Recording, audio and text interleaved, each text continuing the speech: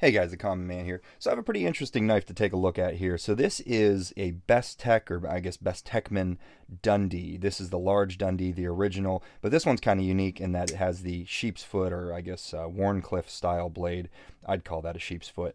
Um, Very interesting knife, and what makes this a little bit more interesting than the Bestechman, uh, I guess, budget Dundee version is that this is sort of their budget, what do you want to call it?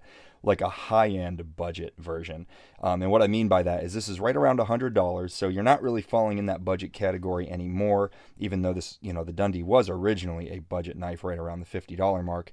What's cool about this one is it has Magnacut blade steel.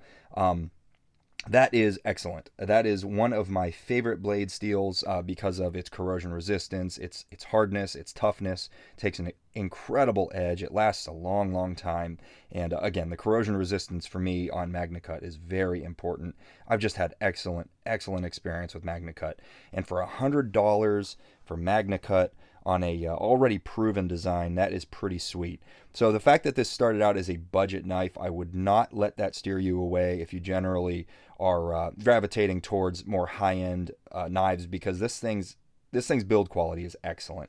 It functions so well. We'll go ahead and we'll go into some more details in a little bit, but we'll kind of do my typical sort of layout. We'll go ahead and talk about this blade. So this is a sheep's foot, and I'll verify off camera. I don't remember if they actually call it a sheep's foot or not. I'm going to call it a sheep's foot. Maybe you could call it, I wouldn't call it a reverse tanto. It's got a little bit of a curve here. But anyway, very unique blade design. The typical version of this comes as like a drop point. It comes to a very fine edge.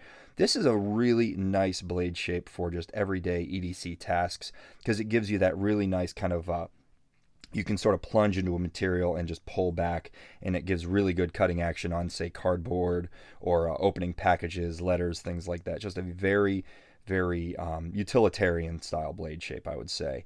Nice and long as well. And let's go ahead and get a size on this because it's not a small knife. And you can go ahead and look up the details if you want the exact, all the specifics, but we'll go ahead and just do a really quick measurement here. So cutting edge, you're looking at roughly 3.5 inches. And yeah, you're pretty much the same on the cutting edge and the whole blade length, because that edge does come back quite far on that blade, which is really cool. Overall length on the knife is about 8 inches. So yeah, I guess you're right in that sort of medium to maybe larger size knife, but it really feels like, maybe because it's so slim and slender and long, it feels kind of like a pretty big knife. It feels very capable of doing, pretty much whatever you want it to do. You certainly know you have enough knife in your pocket with something like this. They do make a smaller Dundee that is certainly on the small side. I do love this kind of fuller that they cut out here. It does give you the ability to do the reverse flick, and it does actually work quite well. But of course, the preferred, or the standard method of deployment for this knife, the one they intend you to do, would be the flipper there. It is pretty intuitive though on that reverse flick. Yeah, there you go. You got to work for it a little bit harder. But I'm not a huge flipper fan, but again, this is tuned very, very well. Actually, as a flipper, this is one of the best tuned knives I've used, especially in this price category. I think it's just excellent. Action is beautiful. It is just so smooth, very smooth, like surprisingly smooth. And I have actually held and operated and kind of played with the standard budget version, the $50 version, and it is the same story. Literally the only difference you're getting on these knives is the blade material. The build quality is the same. All the other materials are the same. You're just getting that excellent Magnacut steel. The edge is pretty thin, actually, quite thin. I have used this a fair amount, and it performs very nicely. It's not necessarily a full grind from the edge all the way to the top. You're not talking a full flat grind, but it is a flat grind that carries most of the way up, and you are given a lot of body up towards the tip of this knife, so it's pretty robust up here. So, it's going to be it's going to be a pretty tough user, so I wouldn't worry about this being too fragile on that tip there. Plenty of body there.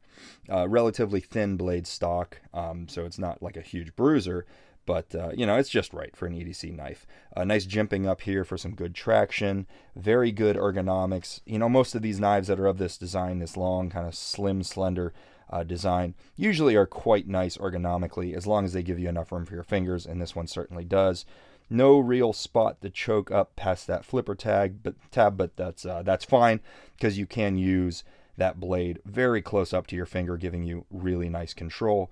Great sharpening choil on there as well, and it doesn't really interfere with the plunge grind much, so you'll get lots of life out of this when you're sharpening it. Billboarding's minimal. You get Bestechman there. That looks just fine. And then, little, what do you want to call this? Kind of like, I'm guessing that's the designer. Yeah, exactly. It's O-Stop Hill. I'm probably saying that wrong. O-Stop Hell, and then the Magnacut there. So minimal blade billboarding. That's fine. I don't mind seeing the designer. I say, give a shout out to the person who designed the knife. I think that's perfect. I like they kept it small, and really all the lettering is very small here. We are using G10 handles here with a little bit of a peel ply texture, and it's not contoured. However, it is kind of chamfered on each edges, so it really helps it helps, aesthetically. I think it looks excellent, but it also helps ergonomically. It feels really nice. Little cutout here, actually excellent cutout there for the lock bar. This is a liner lock, which is fine. It's a very robust liner lock. That's not a thin little piece of metal. That's actually a pretty robust piece there. It's going to be full metal liners and pretty minimal hardware as well. You're going to have obviously your pivot. You're going to have a couple of screws that actually hold these scales on, and then I believe, let's see, you're probably going to have, you'll have a couple of additional, or at least one more set of screws here for this upper standoff right there, and then it looks like this rear screw that is used for the pocket clip goes through. So yeah, this screw here serves like a double purpose, if that makes any sense to you.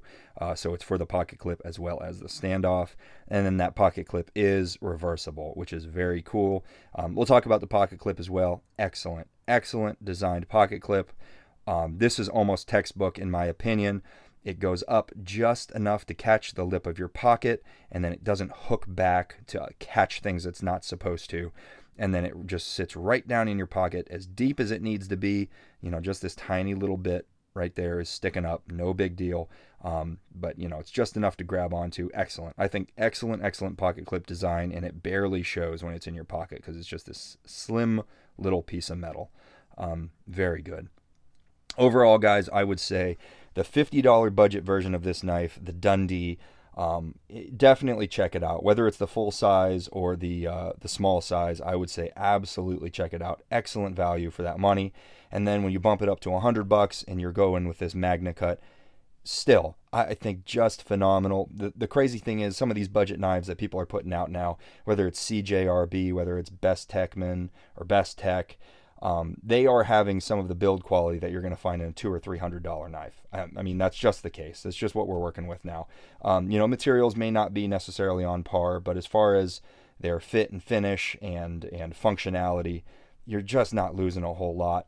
And for $100, I mean, for that Magnacut, absolutely, I'm on board 100%. I think this is an excellent option. So if this is the sort of aesthetic you're going for, and you want that nicer blade steel, and you don't want to pay $200, this is not a bad way to go. So anyway, thanks guys for watching. Hope you like. If you did, leave a like. And if you want to see more of my knife and EDC content, please consider subscribing. Thanks. Bye.